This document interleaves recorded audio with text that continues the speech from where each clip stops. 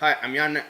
I'm Lexi, We are children from Bodom. and you are watching Artisan News.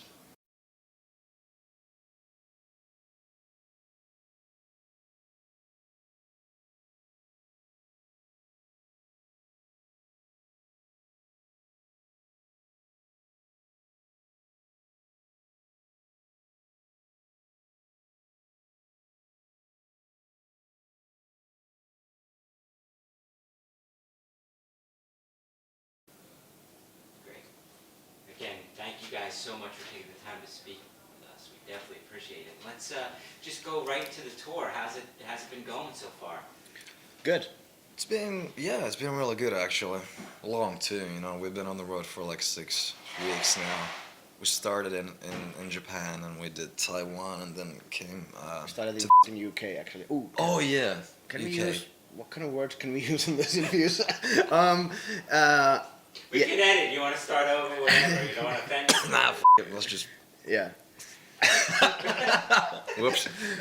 Fuck. You could say that. We beep all the time. Oh, okay. Good. Don't worry. Yeah, We'll because try otherwise not we to. need to. Otherwise we need to retake each and every Yeah. question. No. We realize you're not Yeah. child, Right. TV stars. We realize Right. you're rock and rollers. So Right. by all means. We'll try not to. Yeah. Back to the tour, and it's been surprisingly good. I mean, because it's it's the summer season for all those big festival tours. So I've been like positively surprised how much people still have been showing up. So I think it's good. The last couple of years, the economy, at least in the U.S., has been so bad as far as people coming out to see shows. Yeah. Was there anything that you had to do as far as recalibrating how you go about touring in this day and age in 2011? Well, this tour was kind of like we felt that we just had to come over now, even though we knew it's kind of a bad timing with the summer. However, we didn't wanted to leave too long of a gap between release and the first tour in the U.S. So that's something that we had to do with this thing. That just come over here during the summer, even though we know it's not the best time for touring. Yeah, I don't know. We just have to get here, as soon as possible. So, yeah, that's why.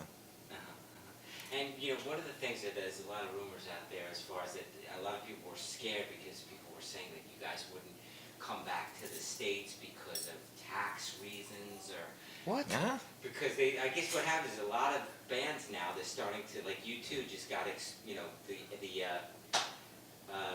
IRS is now up U2 trying to collect taxes from them for touring in the U.S. So some people were saying that you guys wouldn't come back because of Really? the tax. Was that ever any kind of consideration? Is that No, I I mean. think we have paid some taxes here. Yeah, but it was never an issue for us. I mean, for our band, I mean, we never even discussed it being a big deal or anything. That wouldn't. I mean, unless the IRS like totally wants all our money, but that wouldn't, Yeah. be a big problem. I guess. No, I don't know. Of course not. Dude, we're from Finland. We're used to Yeah, paying exactly. so much taxes that it's. Yeah, it's not an issue.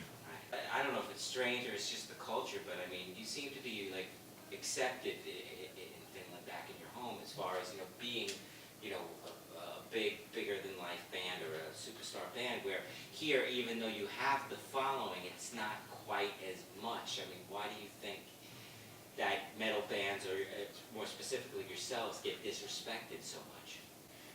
Well, I mean, obviously, Finland's a small country, but it is a metal country. Like it's a fact that just metal is considered like mainstream over there, which in here not so much, but well, except for like Metallica or whatever. But but I mean, but we're just like trying to tour in America as much as possible, and just try to kind of like grow, whatever, So we'll see what happens. I guess you're living in California these days, right? Yeah, like half the time. So yeah, half the time I'm in Finland, and well, I'm on the road all the time anyway. So Is that an easy transition to make to go from Finland to California and back and forth?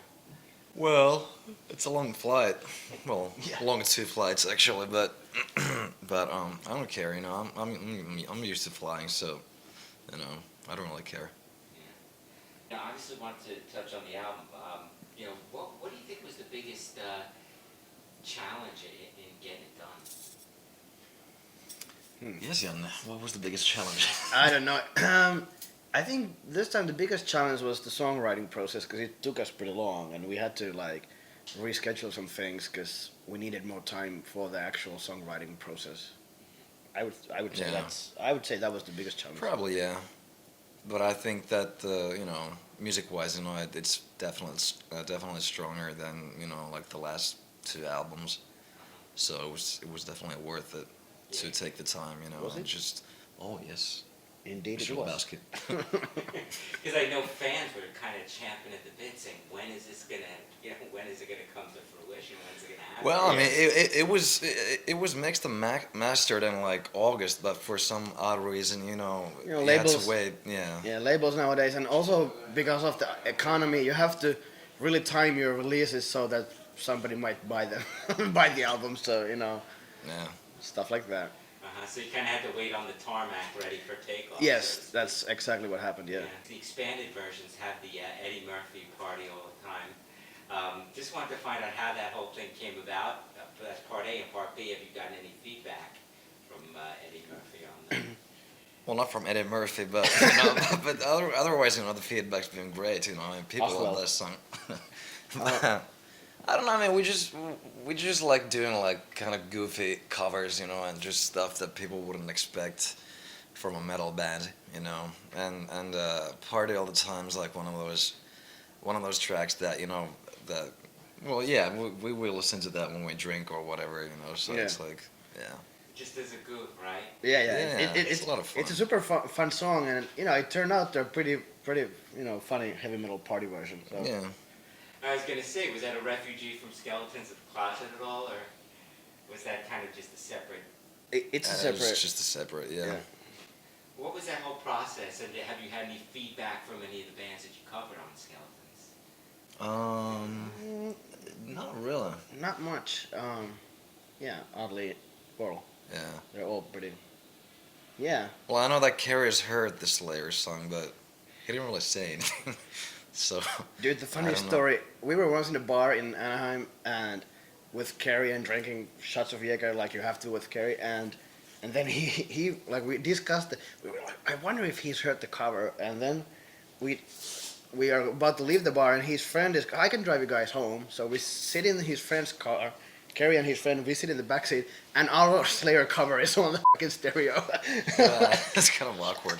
Like, no, he's gonna kill us. But Yeah. he didn't kill us. Yeah, that's good enough for me. Yeah. Did he say nothing, or He didn't say He anything. didn't say anything. It's got to be very intimidating when something like that. Yeah. I think it was kind of a good sign that he did say Yeah, anything. yeah, exactly. I think, yeah, Uh-huh. it was definitely a good sign. Some of the metal bands that you guys grew up with, I mean, what were some of the influences you would think? Well, apart from Slayer, I mean, I grew up with like a lot of heavy metal stuff, So, so basically, I started, listening to Poison and like Wasp and Guns N' Roses, Skid Row is like it's still like one of my all-time favorite bands, and then I just got into like heavier stuff, Metallica, Anthrax, Megadeth. Then I got like into death metal and then it's black metal. So I mean now it's like I'm just into anything from 80s disco to Dark Throne, So it's pretty versatile, my taste in music. I would like to say, with no disrespect, that I can't believe that this question still gets asked like in every interview, even though we've been doing this for 15 years. But still. Thank you. Well, this is our first interview with you guys. Right. So I know. I should have prefaced it with an apology. Yes. There you go. Because we don't have anything from you guys. Right, so right. this is our very first. Yeah, I know. But I guarantee you the next interview, it'll Good. be off the table. Good. Sweet. But and speaking of that, Sebastian Bach came out on the West Coast. Oh yeah. Yeah. Well, how did you befriend Sebastian, and what's that? What's the interplay like? It's a long story. Well, we played some festivals in Europe together, and I remember, like, I guess we went out to him, and it turned out that, he was actually, he was digging John of Bodom, and Yeah, and there's one guitar player who was a friend of ours used to play with him, and Yeah. But why he came out in LA is actually a long story. I was once at his show in Barcelona. I was vacationing in Barcelona. He played a show, and he made me come on stage with him, and I was totally drunk, and it was a disaster. So at the LA show, I see him at the balcony, like hiding in the corner the whole show, and then I then I kind of like talked about the situation in my mic that hey, I'm drunk and having fun, but at least I'm not that drunk when Sebastian made me go on stage, and then then he climbed down and came on stage with us. Yeah. Pretty cool. Excellent. You guys have obviously 7 albums out there. Just want to find out what's been the most surreal moment of this whole ride for you.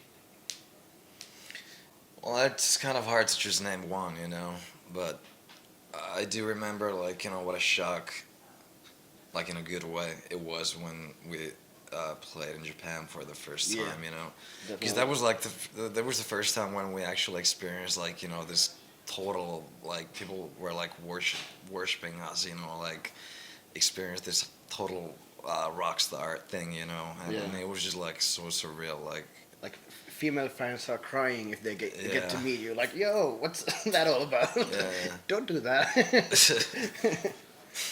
It's kind of weird. Yeah. With the album, I heard that during the recording there was a tornado. Yeah, in Finland, even though there's never tornadoes in Yeah, Yeah. Finland. explain that. I was like, I don't- I don't think Finland is like in the tornado belt. Or No, it's not. No. So So I don't. explain that whole situation, what you were doing at the time, and how that affected you. We were recording some bass parts, I think, and Power went out. yeah. First the power went out, and then the owner said that apparently, like, this town, like, maybe 10 miles away or so, that there's a tornado happening, and it's like heading our way. I was like, what the hell are you talking about? Like, tornado? Yeah. We don't have tornadoes in here. Well you're gonna. So that was so freaky, man. I mean, it's like I'd never seen anything like that before. Like the wind and just Yeah. I don't know, but a lot of the buildings, like nearby, got pretty messed up, but the studio, survived unscathed, which is good. Yeah. But the power went out for like 3 days, so. Yeah. Well, the recording these days with everything on hard drives and not physically, sometimes you gotta hold your breath. Yeah. Yeah, that's when right. the cow comes back on and you That's lose right. it, you're like, oh, Yep. Yeah, Yeah, I that mean, can happen though. Yeah. Because I know more now than in the past. In the past it was magnetic tape, and if it's on the tape, it's already recorded. And, Yeah. But I've known tons of bands who basically have lost stuff because of either power outages or some I think I would have just thing hung like that. myself. Yeah. Yeah. But what's worth it? What inspired that? With the lyrics. Well, it's kind of like it's just about like doing stupid things and like bad hangovers, whatever, kind of like that, That's where that's how I got the idea. So sometimes when I wake up and you're like, I'm not sure if it was worth it. Yeah. I know the feeling, by the way. Now, is that an autobiographical thing, or are you just looking around at people recovering from the debauchery the previous night? Well, usually I'm looking at myself, but yeah. But and the way that the album is sequenced is excellent. I mean, I just want to see if you gave a lot of thought to the way it was put together. Sure. Well, You yeah, mean the of track course. order? Yeah. Yeah, I mean there was a lot of opinions flying around Yeah. about that, but I agree that what we ended up with works really well. It does, yeah. I mean, and it's funny, but it's like really important, like the order of It is. the songs. So I think that yeah, we made the right choices. And you guys have so much catalog now. I mean, how do you decide, especially in a show like this, what to put in, what to leave out, and is there ever like a big to do about making the set? Sure. I mean It's it's a getting pain in the ass. yeah, it's getting more and more difficult. Like you said, Yeah.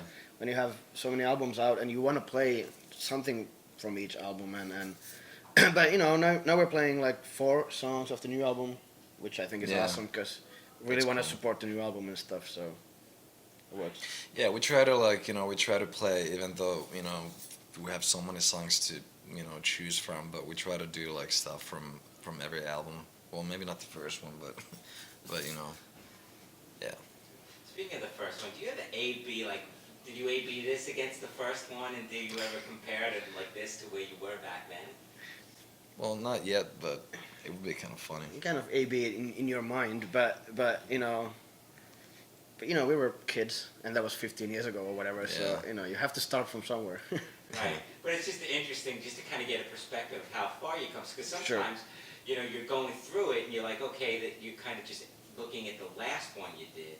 Right. So it's kind of like progression, and you move to a place that you don't even realize that you've gone to because, where you started out. So I just Well, it's wanna see true, if you yeah, got I that mean- perspective.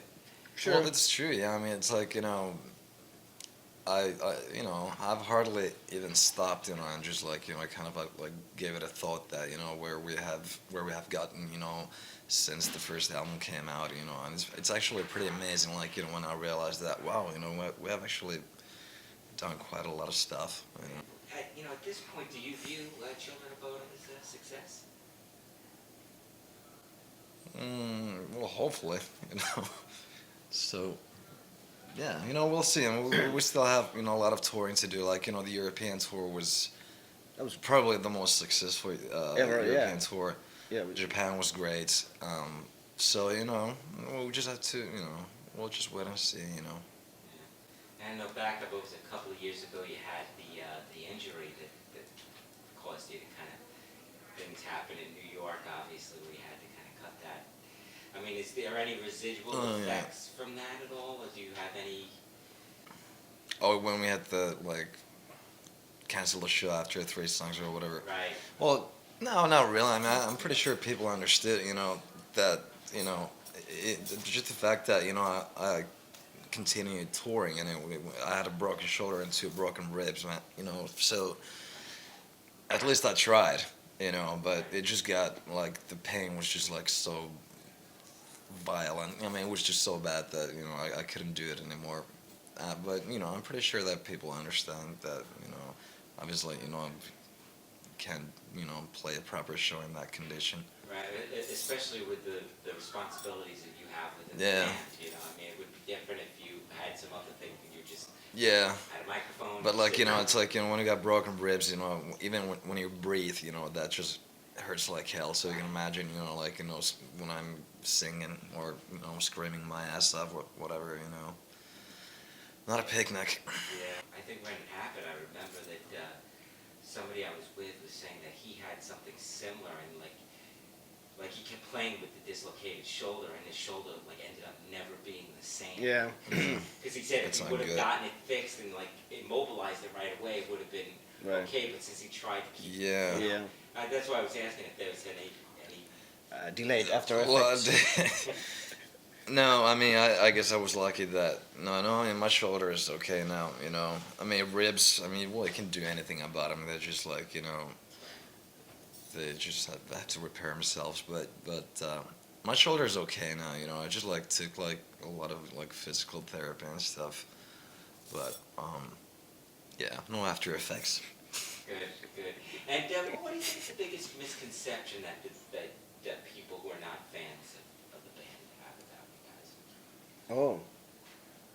People who are not fans. Oh. I don't know. Yeah, I was about to say that for people who are not into metal at all, they might think that we're like satanic or something like something Yeah. weird. But like for metal people who just are not fans, I don't know. Man. I don't know, I try not to think about stuff like that. Yeah, like I mean, how? Yeah, I really Yeah. don't know. I think Children of Bodom fans have to be the most loyal fans in the world because, I mean, they go out of their way to come and see you guys, to buy the merchandise, to do whatever. I mean, why do you think that's so prevalent, especially with you guys? I don't know, but it's great. It is great, yeah. I mean, I think that, well, I would say that metal fans in general, Yeah, I they agree are with just them. more like Yeah. dedicated to the bands that they like, and they're actually really proud of the bands that they dig, Yeah. as opposed to like, some, random jerk off who just wants to like download one Rihanna song Yeah. here and then, like it's, those people, they don't buy any merch or anything, and not even the CDs. Right. Whereas, metal fans, they buy like everything Yeah. that's related to the band. Right. it's good because the artwork is a lot of times very integral into what, you know, metal is, you know, it's a Sure. whole experience, not Right. just like you said, just one Yeah. song. Right. I love it. Yeah. Do you think, in that vein, do you think you've been able to put on the show that you want to put on? You know, where are you at as far as that goes?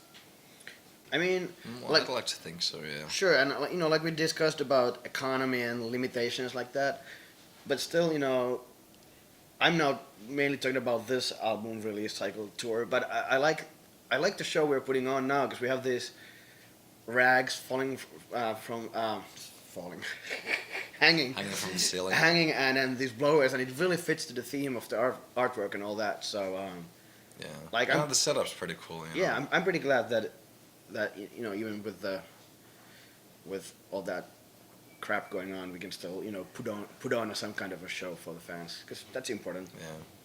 And I've got a lot of, you know, a lot of people have obviously responded to the fact that we said we can interview you. And the most common question we got was, you know, how come they don't tour here, you know, as much, you know, because we only see them once in a blue moon. I mean, people are kind of rabid to see you guys. Is there any chance maybe either on the next couple of years or the next album to kind of ramp up the exposure in America? Well, Well, we're gonna try to do that with this album. You know. yeah, just we're come coming back definitely, Yeah.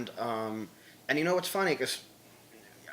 Well, you mentioned the economy, but now things have turned. Like now, our management actually advised us against coming back to America all the time. So it's, I mean, because we did this like during 1 year, we did like 4 tours in the America, and we Yeah. we're really trying to get things going on. But now with the economy and how things are with the music industry and everything, you know, it's a little bit different. We just can't be here all the time, even though if we would want to. So. And you mentioned the response that you got in Japan, and obviously there's been a lot of stuff going on over there. Does that make you more likely or less likely to go over there? I know some bands that are a little scared because of the Dude, radiation thing, but yeah. but they want to go over there because they have a lot of fans there. So Yeah. they're kind of torn. We are even more likely, if even possible, to go back there. It was like Yeah. the country has gone such a travesty and like a disaster, and yet we had the best shows we've ever had in Japan. Yeah. So That somehow, was amazing. I mean, and you know, they're such a great nation in many ways, and they've, you know, And they just seem to. They seem so happy about the fact that we didn't like cancel. I mean, Right. I It didn't meant realize. them- I didn't realize that it was such a big deal. Like, yeah, because a lot of bands have Yeah, canceled they their, said that you know. a lot of bands had canceled, and they were just so amazed that we actually did it. I'm like, well, of course we came here. You know, it's like, you know, it's Japan, dude. Yeah. And anyway, you know, it's like, you know, we had heard that, you know, it's like pretty much safe to go over there now. So, you know, Last question: what's on the agenda for the next, say, 3 to 4 months for you guys? What's the game plan? Well, luckily after this tour we have some time off. We have a couple of festivals in Europe, and then we have some time off. But then we'll have this massive around the world tour, but it's not announced yet. I don't know if I can even name the countries or anything. Yeah, it's funny. It's but not. it's gonna, yeah. But it's we gonna are be we are like on a then lot for the rest of the countries. year. We are on tour, but some of those countries cannot be announced yet. The countries itself can be announced. I don't know because none of those gigs are like announced or Yeah. confirmed, so I don't know. But basically, yeah, we're gonna be on the road for the rest of the year. Yeah, I guess it's safe to say that we're gonna do an Australia tour and a South American tour, and then a bunch Yeah. of other stuff. Big tour, I would assume. Yeah. And I wish I could ask you about it, but obviously you've probably been instructed not to talk about it. Well, I don't know. We haven't not been instructed, but like I said, because the shows are not announced yet, Yeah, or like fully confirmed. I think it's not good to say anything Right, about it kind of jinxed the Yeah. Yeah. idea. Right. The idea. But who would you know, if you had your dream tour of like 3 bands to tour with, who would they be? that. Eagles, Journey, Journey, definitely. Cyndi Lauper. And Barry Manilow. Yes. Rick Springfield. Hell yeah, Rick For one Springfield. night only. Well, dude, we've been fortunate enough to tour with Slayer, and that was awesome. That was Yeah. like the best ever. So, I guess Yeah. it would be nice to tour with Metallica. Yeah. I don't know, because they're huge. But Yeah, definitely. Slayer was awesome, and yeah, I guess Metallica would be like it would be the biggest thing, obviously. You know. I always Check out the new album and right. come to see us play. Right. I always want to add that thank you to everybody who's been coming to the shows. Yeah. And check out the new album. It's good. And buy it and come to the shows.